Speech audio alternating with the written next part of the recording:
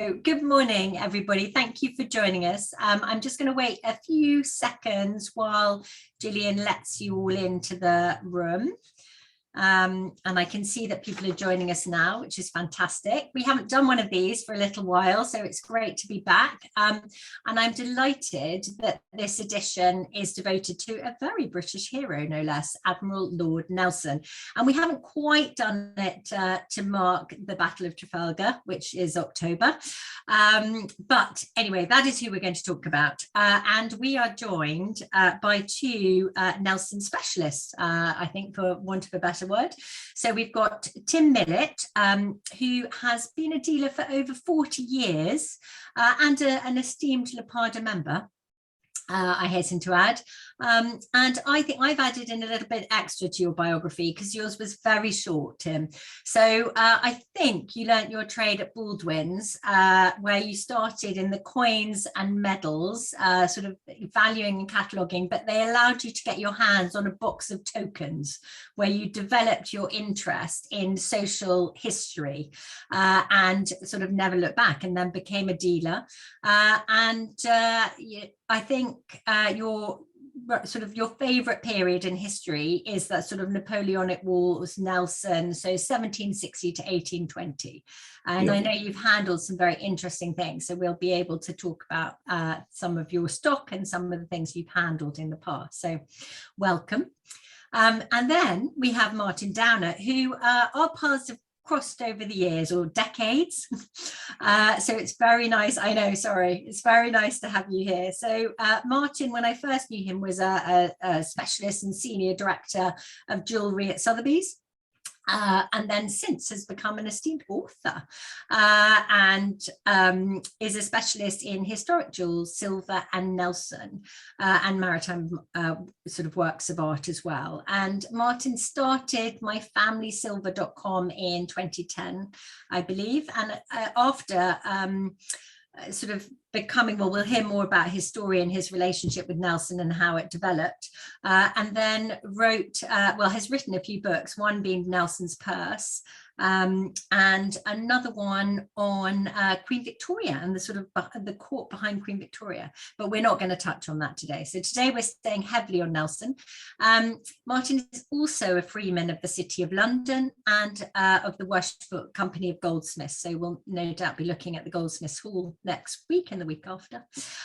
So welcome. Just before we start the conversation, just please do put any questions and answers, sorry, not answers, we'll be doing the answers hopefully, or Martyn and Tim will. So in the Q&A field, put any questions, and we'll have about 15 minutes towards the end to be able to ask the questions. And then also, if you keep your eye on the chat field, then any books or resources that are mentioned, Gillian will pop those in there as well, so you'll be able to have a look there. So without further ado, we'll get into the conversation. And I'm going to start with Tim, I think, in terms of how did your journey and exploration into all things Nelson begin? Well, I think your point you made at the beginning is absolutely right. You know, I joined Baldwin's as, a very young man. And one of the first jobs they gave me was to sort the 18th century tokens. And of course, the great thing about 18th century tokens, they all came about because of lack of small change circulating in the 1790s. And of course, that corresponded perfectly with us going to war with Napoleon in 1793. So of course, the great thing about the Napoleonic era, and you've got the French Revolution going on, so the whole the whole aura is to drum up support for the nation. So they needed images that people could relate to.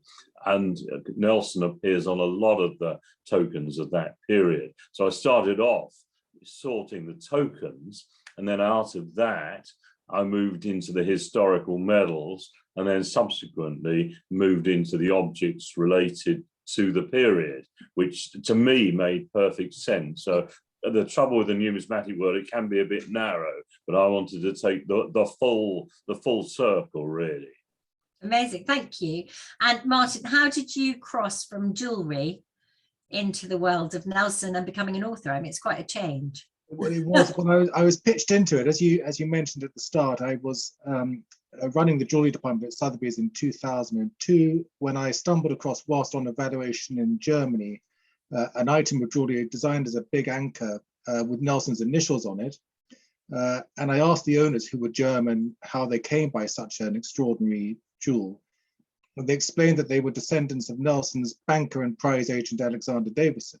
And they wished to sell the jewel, and the jewel subsequently made £200,000 at auction. But more importantly, I said that to sell the jewel, we need to understand why the family owned it. So they invited me to their house, which was a castle in Germany, and dragged down from the attics, quite literally, a trunk in which were almost 1,000 documents relating to Nelson, very many private letters between Nelson and Emma Hamilton and with his wife, Frances Nelson. All his sort of domestic and financial affairs were in the trunk, together with a remarkable array of artifacts and objects, swords, medals, and most evocatively, a bloodstained purse that Nelson had been carrying at the time of his death at Trafalgar. So I was kind of thrown into this subject because there was no Nelson department at Sotheby's then or now, and I was tasked with bringing all the collection to auction. And it was sold on Trafalgar Day in 2002. And at that time, just going to do, I have the catalogue, and it attracted a lot of press and media interest at that time. The sale was terrific success. And I was called up by a publisher to write an account of my discovery of this collection, and also an account of the relationship between Nelson and this man Davison, who was a rather shadowy character. And that took me away from Sotheby's. So I wrote my book, Nelson's Purse, and then found myself increasingly drawn into the whole extraordinary, fascinating world of Nelson and the objects and the artworks surrounding his career. And because of my experience with the 2002 sale, I was then asked back by Sotheby's to curate a large sale in 2005 to coincide with the bicentenary of Trafalgar. And then again, a huge quantity of new material was put into the marketplace. And so I still very much deal with objects belonging to Nelson, relating to Nelson, and also with many of the collectors who I discovered and met some 20 years ago, many of whom are still, of course, still very active. So it's been a fantastic journey and a personal journey for me, but quite literally, Nelson has changed the direction of my career. I love it. So British hero in many ways. So just sort of going back to that, when did the hunger for collecting Nelson memorabilia sort of start? Was it, and actually taking on for something you said, Tim, about drumming support, was it sort of pre his death or post his death when it really took off? Were people sort of already collecting? Because he had a, quite a long career. There's a very good book by Rena Prentice at from the National Maritime Museum about naval commemoratives. And I think a point she makes, which has actually corresponded with some things I've been interested in subsequently. I think commemoratives seem to really take off with Admiral Vernon and the capture of Portobello in the 1730s. And it seems to be a general kind of, you start seeing the ceramics and various things develop after that point. Admiral Rodney, you get quite a bit. And then with the Napoleonic Wars, it really takes off. And of course, I think, Martyn will confirm if he agrees with this, but I think the Battle of the Nile seems to be a big moment. And of course, everything that surrounds the whole events around the Nile and soon after, I think seem to give it a kick start. Interested to see what Martyn thinks there. And also Martyn, with the Battle of Nile, is that where the jewel came from that you alluded to at the beginning? The jewel actually was probably subsequently I identified as a conversion by Emma Hamilton, Nelson's mistress, from a jewel that had been given to Emma Hamilton by Nelson, which he then sold to his banker following Nelson's death. But just returning to Tim's point about the Battle of the Nile was an extraordinary event, and at a low point of the war for England and Britain. So when news of the Nile came, it was greeted with hysteria, and Nelson, who already was relatively well known following the Battle of Cape St. Vincent the year before in 1797, was propelled to the forefront of the public's mind as representing some hope at a time when the war was going extremely badly for Britain. And also the exoticism of the battle chimed with lots of the artworks that craftsmen in this country and also in France actually were making to celebrate and to mark Napoleon's invasion of Egypt. So there was a craze for all things Egyptian anyway, even before news of the battle reached Britain. So it chimed with a lot of creativity ongoing at that time as well. So it sort of created this huge influx of new printed material and artworks and objects to commemorate the battle. And Nelson was, I mean, his fame was overnight. And the fact that he remained overseas for another 2 or 3 years before he returned to Britain simply made him a more exotic and remote figure to the British public, and one that they craved to see again in England. Okay, amazing. And in terms of, well, actually, I was going to ask something else, but I'm going to stick with where we were going, because I think you come from quite different angles on this, which would be quite good to look at or explore. He's seen as this sort of phenomenal naval character, but obviously we're all caught up in the love story, the legend, and the sort of sexual excitement of Emma Hamilton.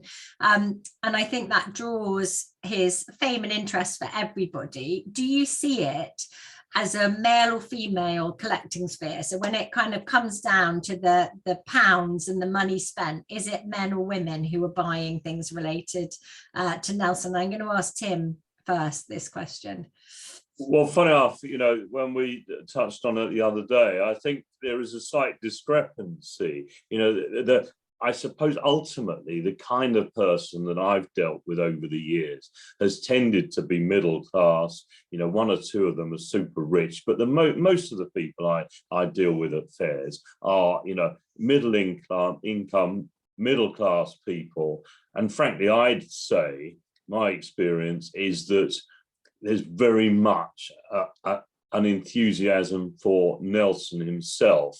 And I've never really picked up on much enthusiasm for Emma Hamilton, which to my mind seems a massive shame, because she was obviously an incredibly talented person who, fought her way up from Lancashire or Cheshire, whatever it was, and, must have been, if she'd had different social circumstances, could have been an amazing individual.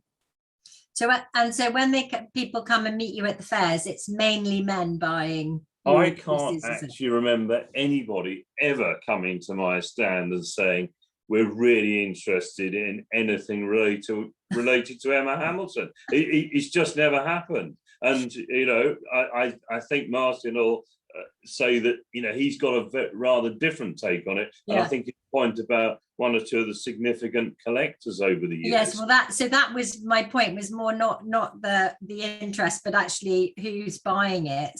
So Martyn, predominantly male or female collecting sphere? As Tim suggested, my own view of this is that, Nelson, the reason Nelson sits at the sort of pinnacle of British historical figures that attract attention from collectors and from museums around the world, not just in this country, is because of the complexity of his personal story. So he had a very well publicized love affair with considered the most beautiful woman in Europe at that time, who already by the time Nelson started to have his affair with her, was recognizable through a huge quantity of printed material copied from portraits of her by the leading artists of the day. So she was a familiar figure to many people around Europe when her name was associated with Nelson. Moreover, she was married at that time to probably one of the greatest collectors of the 18th century, Sir William Hamilton,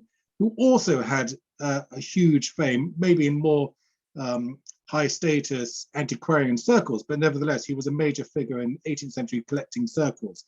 And so now by injecting Nelson's military glamour and fame into those 2 already established reputations, created this extraordinary unique, in fact, situation where people could enter into that market from different directions for different reasons, attracted by different facets. So two of the greatest collections of Nelson material ever assembled were assembled by women.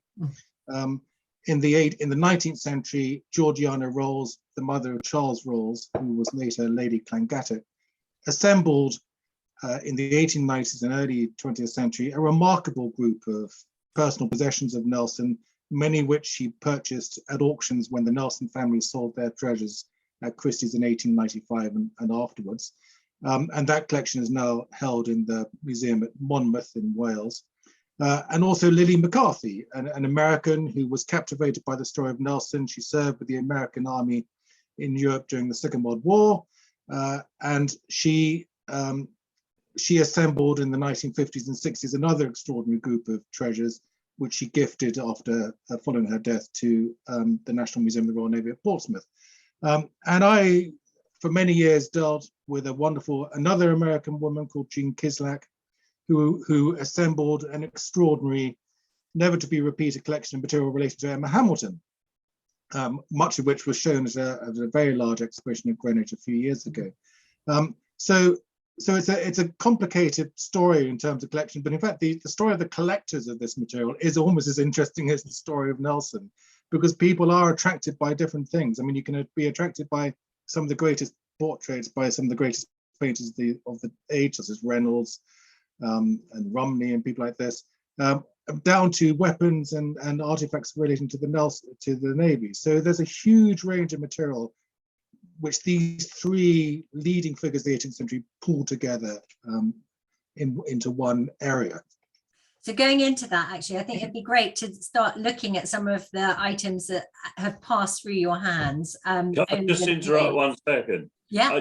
It's a slight offshoot of the story, but I just think it gives a sense of the fame of Emma Hamilton at the time when she was in Naples with Sir William Hamilton and Nelson. You know, one of her big things was to act out her attitudes, and she was obviously a talented singer and a very talented performer in a way. Well, in 1814, 1815, Queen Caroline, who was the estranged wife of George IV, did a deal with the government that she could take off around Europe, and they basically paid for her to live the life of Riley. Well, one of the first things she did was she turned up in Naples soon after Napoleon had been packed off to Elba, and Napoleon's brother was still in charge in Naples, and they saw an opportunity for a diplomatic coup to show the British up. So they had a ball in Caroline's name. She turned up at the ball, obviously remembering the whole thing of Emma Hamilton, and had three changes of dress during the evening at the ball. And remember Emma Hamilton, the great beauty of her day. By this time, Caroline of Brunswick was 46 and, had been having quite an exciting time herself. And she had these three changes of clothes during the evening. One was a semi-naked Neapolitan peasant girl, and she was clearly trying to reenact the life of Emma Hamilton. I love it. I love it. Okay. From the image of Queen Caroline semi-clad, let's go back to your anniversary collection of things of Nelson, Tim. Yes. But if you got the picture there. Yeah, let's have a look at some objects. Yes. Gillian, are you on it? Aha. Oh, okay. So I think this is a Martyn one. So I think just as the images come, maybe is that right? Yes, I can talk about this one. So this mask, there have been over the years several masks associated with Nelson, life masks, or they were known as death masks. But 10 years ago, this mask I discovered in a collection in New York. And whereas all the other masks in the museums, there were 2 or 3 others in Greenwich and Portsmouth, had been identified as death masks. This mask, with labeling and documents associated with it, clearly identified it as a mask taken from life in Naples of Nelson, whilst he sat to British sculptress called Anne Damer, who was in Naples and friends of the Hamiltons. And so this is the kind of primary, best documented life mask, and gives a very clear and vivid view of Nelson's face at the time he was living in Naples with the Hamiltons, just a few months after the Battle of the Nile. So it's an extraordinary survivor. And this one was purchased by the National Museum of the Royal Navy at Portsmouth, where it's now on display. Is it terracotta? It's terracotta, yes. Yeah. So Anne Damer worked in terracotta. She would have taken it's in plaster, painted terracotta. So it's a plaster life mask, which she painted terracotta. What a handsome man as well. Beautiful. Well, it doesn't show his wounded eye, of course. No, certainly do. And taking a life mask was an extraordinarily uncomfortable experience, and he complained bitterly about it. I was going to say that would have been really not pleasant. No, straws up your nose. Yeah, it's a bit like taking a COVID test, you know. No, COVID test is easy. Yeah, you won't go there. Right. Okay. Next. I think I might have seen. So these are a series of plates from a large dessert service, which I sold back in 2005 at Sotheby's, actually as part of the bicentenary sale. And at that time, they had come straight out of the collection of Nelson's sister, Catherine Matcham, his favorite sister, Kitty Matcham. And she had preserved them, the family had preserved them since Nelson's death. And at the time they were sold, and the service made over £100,000 at that time, there was no clear identification of what this service was. As you can see from the decoration is quite crude. There are other porcelain services associated with Nelson which are well documented, but this service is a bit of an outlier and a bit of a quirk, and no one really understood it. And as an indication of the importance of kind of persistence and sticking at this, over the years, I've run across some printed material and letters and documents which enabled me recently, when this subsequently reappeared on the market just a few years ago, to identify it as essentially a service which was decorated at great haste in Naples in September 1798 for Nelson's 40th birthday party, which was hosted by the Hamiltons at their palace in Naples. Wow. He wrote a letter describing the service. And so this is basically party planning porcelain. I love it. Which was painted in Italy very quickly in the days ahead of the party. And I subsequently also found a letter from Nelson to his sister gifting the service to her. And so it's a kind of indication that even now, more than 200 years following his death, there are still, these objects can still enable us to add new levels of interest to his biography, to understand these objects. And in fact, these were on display in Chelsea just last week. And gorgeous. And is it got a sort of marine? So they have a marine decoration. They have oak leaves around the border to represent victory, British victory. Yeah. They also have vignettes of the Battle of the Nile. These were painted just a few weeks after the Battle of the Nile. And I discovered a print of a very large sort of backdrop that was also used at this ball and party in Naples, which reproduced these same images. So Emma Hamilton, apart from being extraordinary in many ways, was a terrific party giver and party goer, actually. And just a goer. So she would have designed and overseen this decoration, and Nelson would have eaten off these plates at the event. Yeah. And what's the price tag on those? These are now actually with Wick Antiques. Yeah. And I think they're being sold at approximately £6,000 each or something like that. No, just what an amazing thing to be able to own. I love it. Have you got one of Tim's pictures next, Gillian, maybe?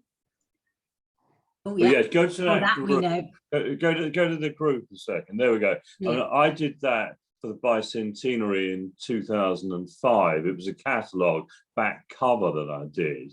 But I think the great thing about that is it does show you, I mean, the star piece there is actually, although it's not terribly easy to see, is the mourning ring. There are only 58 of the mourning rings produced after Nelson's death, but it was a perfect example of that. But what made it so special for a lot of collectors was it had the original jeweller's box for John Salter in the Strand, who was Nelson's favourite jeweller. But the whole point about that that plate there is it does show you that things do change obviously over the years, but for somebody starting to get collecting Nelson material, there are things there which, I mean, that they're very nice examples of them. And, in the top left-hand corner, you've got Bolton's Trafalgar Medal, which is a fantastic thing. You've got a ticket to the funeral service. But in there, you've also got historical medals from the time of the Battle of the Nile, produced at that time, which, okay, they're very nice examples, and they might be 300 or 300 pounds or so now. But if you went down to just very fine or get a token of the period, there's still things you can buy from actually contemporary with Nelson's life for well under £100, which is a great way of getting started. Amazing, yeah. And okay, oh yeah, okay. Right. Well, this is an amazing story. Over yeah, to you. Hang on, just before, this is still for sale, isn't it? You have is still for sale. And what makes it really fantastic is it's come from the family, Thomas Goble, who was master's mate on the Victory with Nelson at the Battle of Trafalgar. And on the inside of the lid, it says this once contained his mortal remains. And so what it is, it's immediately after the Battle of Trafalgar, they wanted to preserve the body rather than have it buried at sea like it normally would be. So they put it in this oak barrel, which they then transported the body to Gibraltar, and then it was transferred to a metal coffin to actually go back to England. But this, it's a fantastic object, and I think there's only 2 known. So actually the body was in that wooden barrel. But what really absolutely makes it is it's been in the same family, Thomas Goble's family, since Trafalgar. And I bought it a few years ago now, but the family had followed very, very closely the provenance of it. This has been lent to the first Royal Naval Exhibition in Chelsea in 1891. There's a signed diploma from the Prince of Wales, Edward VII to be, acknowledging this being in the exhibition. And there's also actually a photograph of Thomas Goble, aged 83, wearing his Naval General Service medal. So the provenance is absolutely fantastic. Amazing.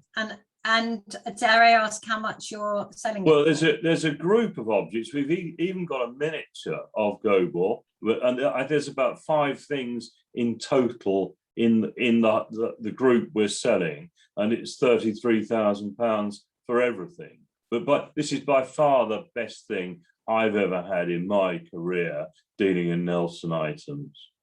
Amazing. Okay. Thank you so much. And I think that are there some other pictures as well, Gillian, of pieces to explore? Oh yes, the clock. So this is in fact a watch, and it's the watch that Nelson was carrying at Trafalgar by Josiah Emery, a very important English watchmaker. And this object has, like so many objects relating to Nelson, has an extraordinary past to it. Following Nelson's death, most of his personal possessions were inherited by his brother, who became First Earl Nelson. And following his death, he died without a male heir, so the earldom moved across to a cousin, but some of the objects remained in the First Earl's family, and the watch was inherited by his daughter Charlotte Nelson, who became Lady Bridport. And she had the watch mounted in the 1840s into this rather unsuitable carriage clock case for display purposes, I suppose. But in doing so, she lost the original casing to the watch. But nevertheless, she had it mounted, and she kept it, to be passed down through her descendants to members of the family who served in the Royal Navy. And that list came to an end soon after the Second World War, and it had been handed down. And about 20 years ago, I was rung by a lovely lady who had inherited this through a complicated family descent. And in fact, at that time, the watch was languishing in the reserve collection of the National Maritime Museum at Greenwich, to which it had been loaned. So I went to Greenwich, we recovered it from the reserve collection there, and it went up for auction at Sotheby's in 2005. And at that time, it carried an estimate in consideration of its extraordinary provenance. You know, a watch is in many ways the most intimate object that a person owns, because in the same that we look at our phones every 30 seconds, or if you're a teenager, every 2 seconds. In those days, a naval officer ran their lives by time, and he would have referred to this watch very frequently, and of course, most poignantly in the last few minutes of his life. So it was an extraordinary relic, and it was put into auction at £200,000 to £300,000 at Sotheby's in 2005. But ahead of the auction, it received quite a lot of press and publicity. An American philanthropist interposed and offered £1 million for it, and purchased it for £1 million, and then loaned it to the National Maritime Museum. And in fact, it has subsequently been resold. But of all the things that I've handled, as Tim was indicating, this is a market in which you can go. This is probably, the watch is probably the most expensive object relating to Nelson ever sold at £1 million. But it is a market that encompasses everything from entry point collecting at sort of under £100, and this is the other end of it. So, and everything in between. So this is we've now seen both ends of this extraordinary range of material that you can collect in this fascinating market. Amazing, thank you. And sort of looking at, I mean, it's such a, as you both talked about, it's such a wealth of objects. Actually, I think you've got one. Is there the Nelson's purse to look at as well, maybe? Oh no, or the jewel. Okay. What's this one? Whose is? So that's Tim's medal, I think. Yeah. Tim, do you want to talk about your medal? Well, I think what makes this so interesting is Martyn is very knowledgeable on Alexander Davison, Nelson's prize agent, who did a famous medal, the Battle of the Nile. Matthew Bolton, it was produced by Matthew Bolton. Matthew Bolton was incredibly keen to make sure that he had some involvement with producing something following the death of Nelson at the Battle of Trafalgar. And what makes it so interesting is that following the death, Bolton sent his agents down to Nelson and Emma Hamilton's house at Merton, and they spent a long time trying to work out the best portrait to use for the medal. And Emma Hamilton's favourite portrait was the wax by Catherine Andras, which is the portrait on the left here. And there's a lot of correspondence about the production and selecting a favourite portrait and this and that. And of course, the great thing about Matthew Bolton, because he spent a huge amount of time making sure he got his designs right, and like the battle scene is correct, and the quality of production. I mean, if you look at this medal, it's like looking at a mirror. It's the most fantastic object, and it's just a superb item with a great history to it. Wonderful. And what would someone have to pay to have that, to get one of these, Tim? Is it very well? Funny enough, that actually came from the Matthew Bolton archive, so that would add a bit. Right. It's only, you'd assume it was a silver. It's actually pewter, but it's probably like that. You're talking £3,000. The difficulty would be being able to find something quite as magnificent as that. The condition is as issued. Yeah, fantastic. Okay, and I think because we've got a few more questions to get through, maybe a couple more objects to look at, and then okay, so this one's a so this is what this comes back to my first the introduction of my career in jewelry.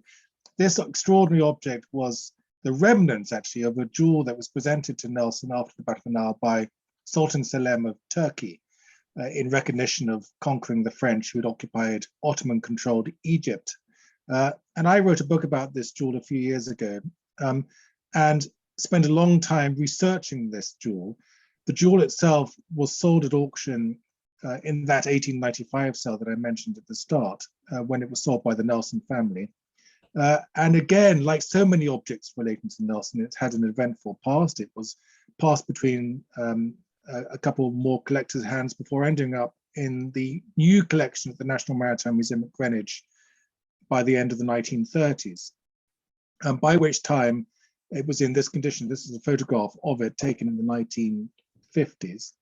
But in the 1950s, it was stolen from Greenwich and is assumed to have been destroyed and lost forever. And in fact, the history of Nelson artifacts and objects and collections is unfortunately a history of loss as much as a history of collecting. There have been some major thefts at the museums over the years. In 1900, there was a major theft of Nelson's medals from the Painted Hall at Greenwich, an irretrievable loss of all his gold medals and decorations. And this was stolen from Greenwich in 1954. So if there's one object that I would like to see again, it's this jewel, although I fear that the thief had it broken up for the diamond contents. But I was engaged a few years ago in making an exact replica of the jewel. So once again, it could live again. And one quirk of this extraordinary object, which Nelson wore on his hat, we know, for display purposes, was that the central rose or rosette in the center of the jewel rotated by clockwork.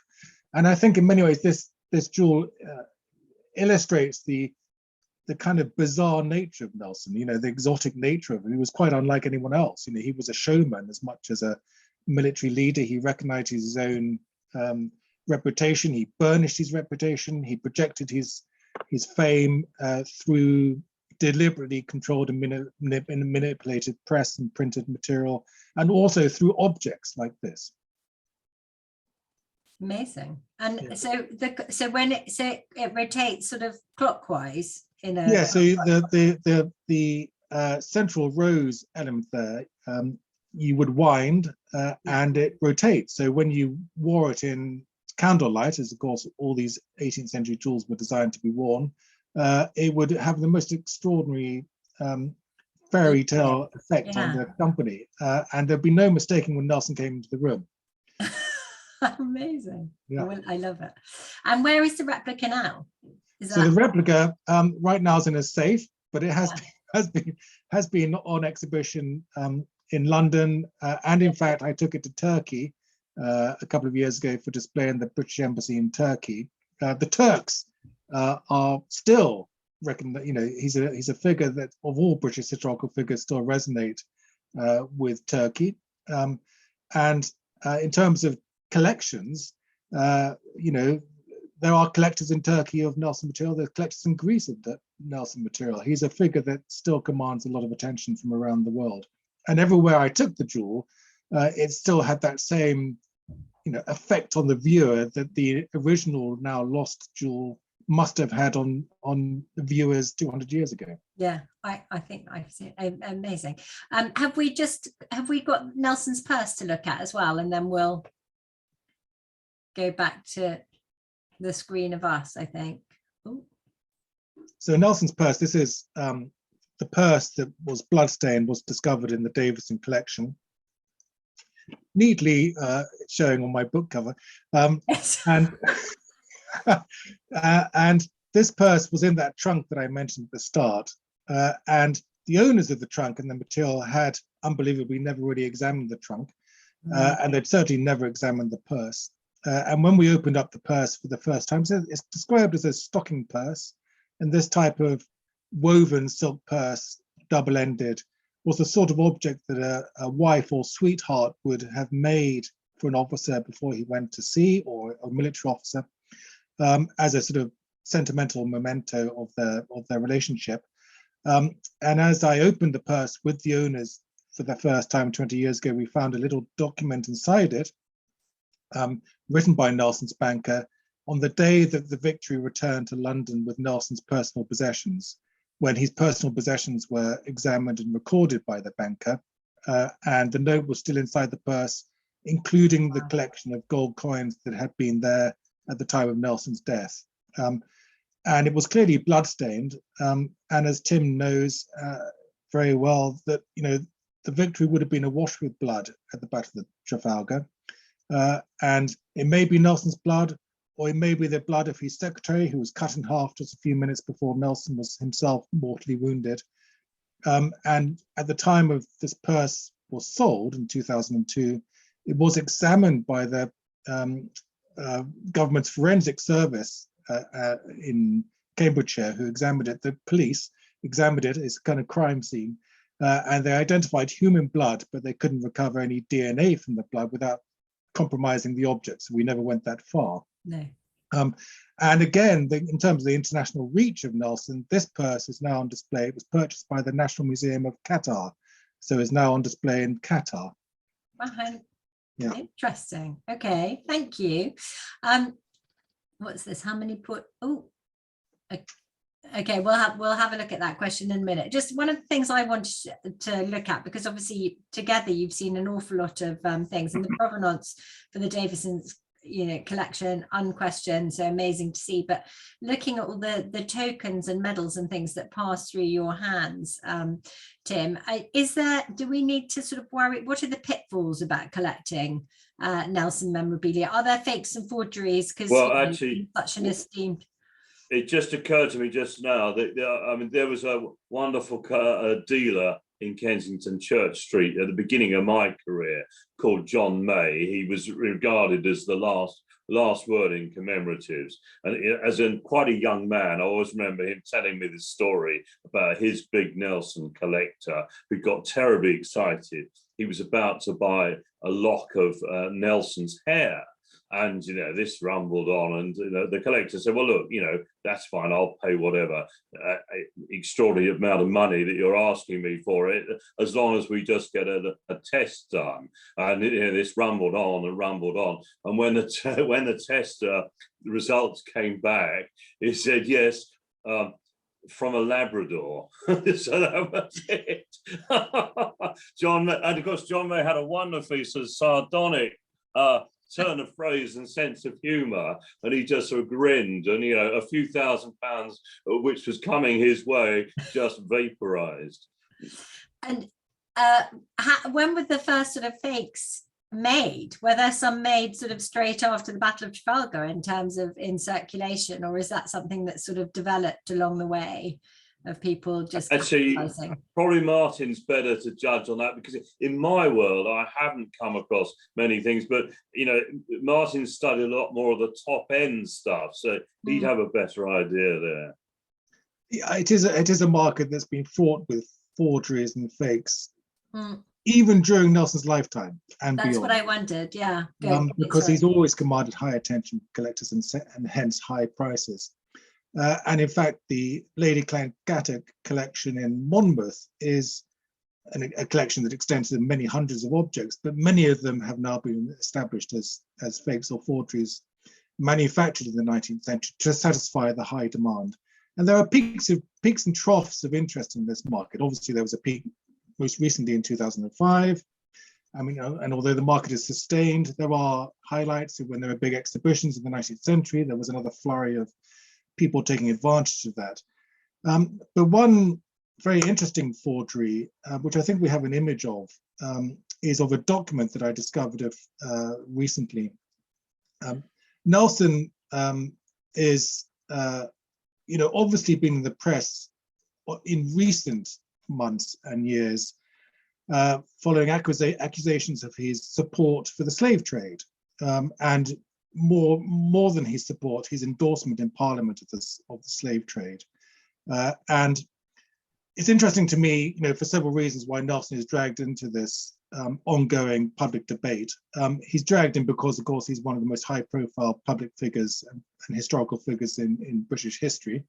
And so he always gathers attention from journalists and the public. And 3 years ago, a journalist called Afia Hirsch published a very large piece in the Guardian newspaper suggesting that Nelson's column should be destroyed or demolished because of Nelson's support for the slave trade and how he used his position as a peer to promote the slave trade in the House of Lords. And she based her article, which has subsequently obviously been endlessly repeated, on a document that was published soon after Trafalgar, which seemed to describe his support for the slave trade. In fact, this document, which we have on screen now, is the letter that was published in the newspapers following Nelson's death.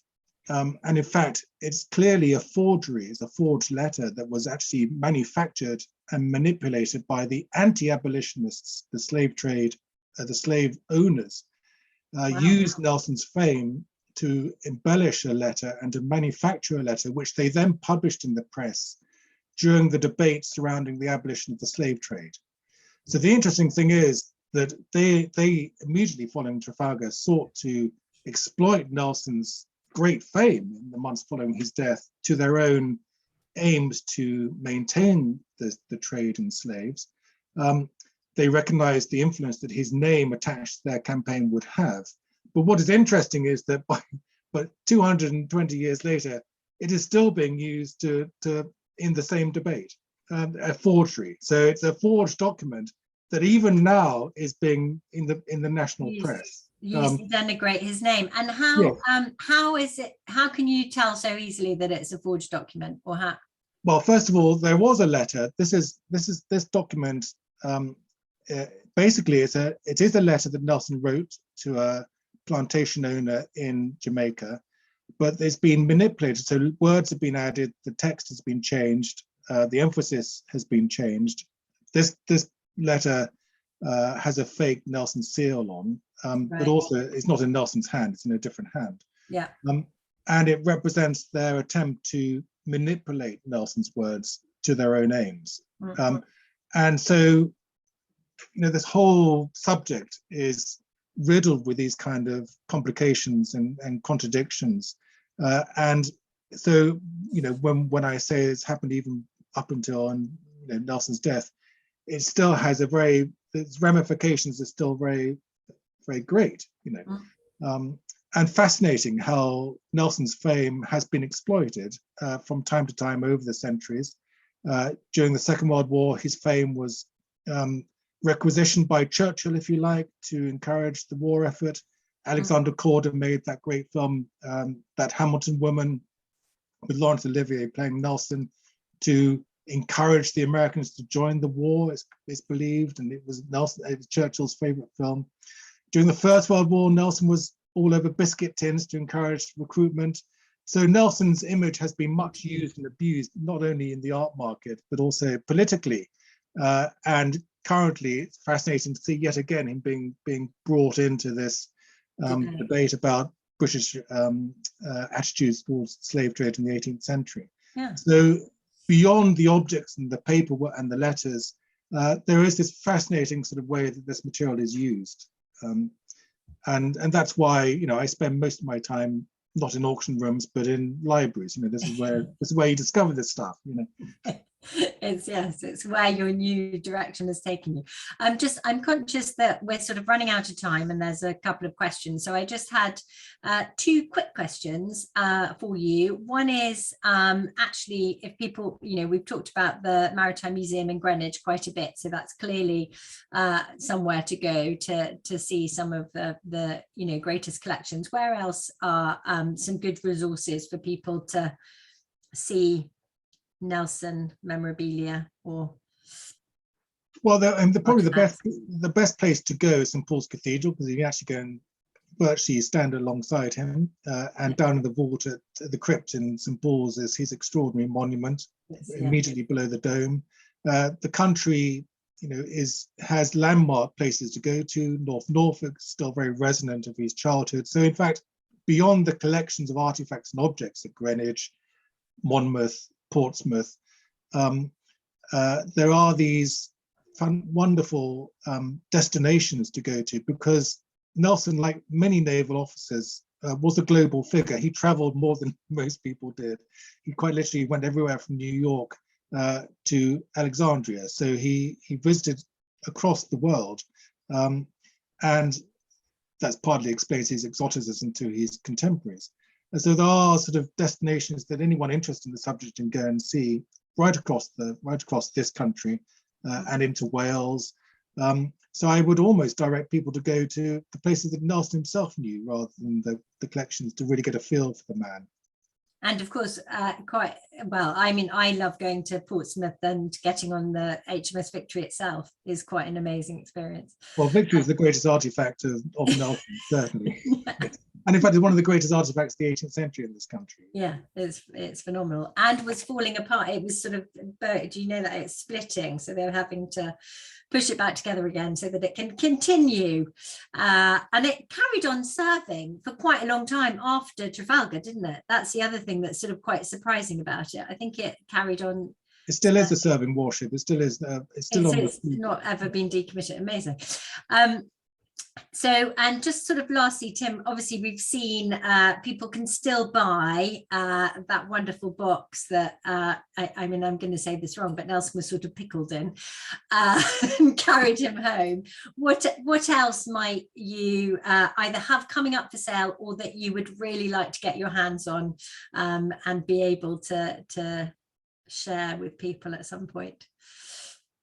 Blimey, that's a very good question. In a sense, you know, just the way the conversation's been going today, it does make you realise, you know, when Martyn got that phone call and said, you know, we want to show you something that might be of interest, and, you know, his world was really turned upside down by what came out of that castle. I think, you know, when I found that box a few years ago, it does just show you that you never quite know what's around the corner. And I think that's one of the great joys of our world, is actually, you know, you can be sitting at home thinking, oh my God, you know, where's this heading? And anything can happen. And that, I think that's just a fantastic fact that, you know, I never thought I'd get a box like I did. And, you know, who knows what one of us might turn up in the next 12 months. So, yeah, you know, that's it. I feel like I should say at that point, because you mentioned sitting at home, that Tim is not at home. He's in a Scottish hotel room. So it's very different to his normal background of lots of bits of social history and books. Yes, I'm in Sauchiehall Street waiting for the pubs to open, but it's not like that. I'm here to see my sons. Okay, I saw that there was I think there's nothing in the Q&A, but I think somebody's put some things in the chat. Is that right? So one question was, how many portraits of Nelson do panelists agree are accurate? The portrait that Nelson himself thought was the most like him was a little drawing actually that was done of Nelson whilst he was living at Merton with Emma Hamilton in about 1802 by an artist called Da Costa, a little drawing that Nelson then had copied and printed and circulated to his closest friends and naval colleagues. I think that, you know, we're very familiar with the grand portraits of Nelson by artists such as Lemuel Abbott and so on. But it's the little drawings that often get closest to him. The portraits are often rather adonize him and soften him. So I think probably that Da Costa, I wish we had an image of it, but if you search for Da Costa, you'll get an image of him.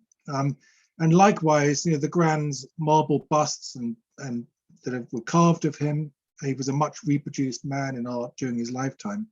They sometimes feel a bit remote, and it's things like the life mask, a much simpler object, that get us closest to him, I think.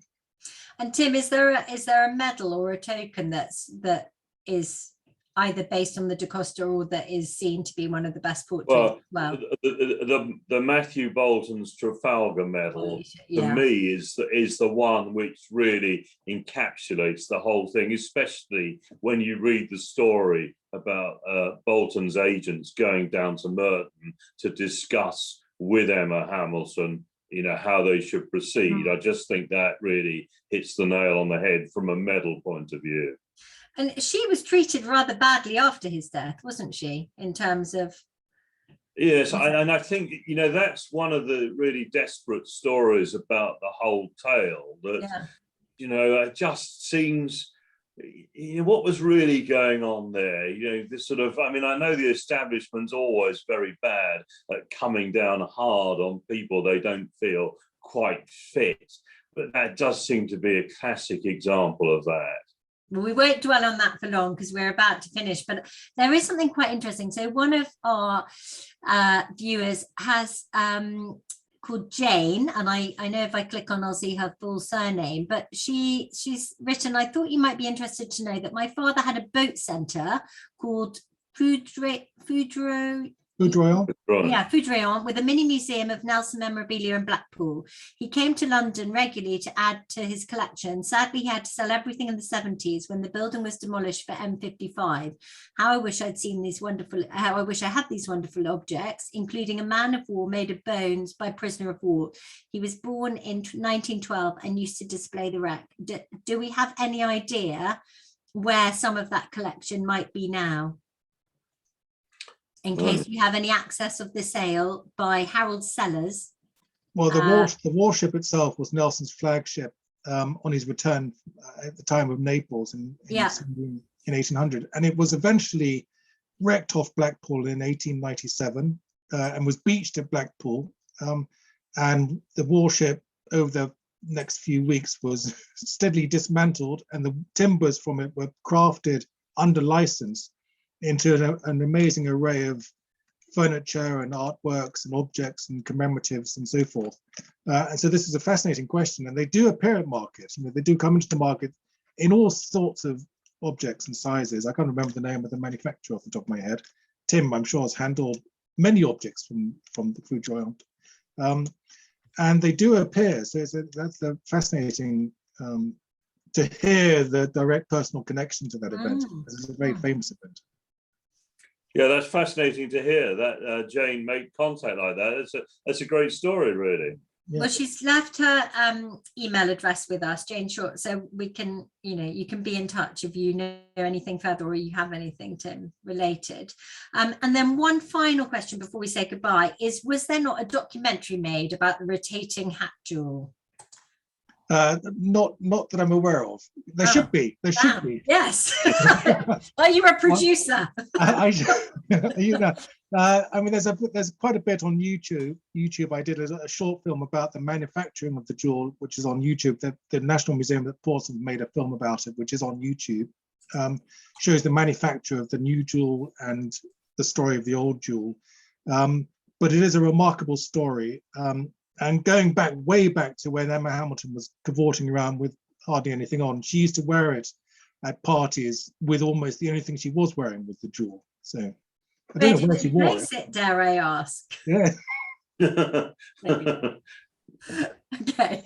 So on that final note, should we rein it in and say thank you so much, Tim and Martyn, for joining us today. Thank you very much.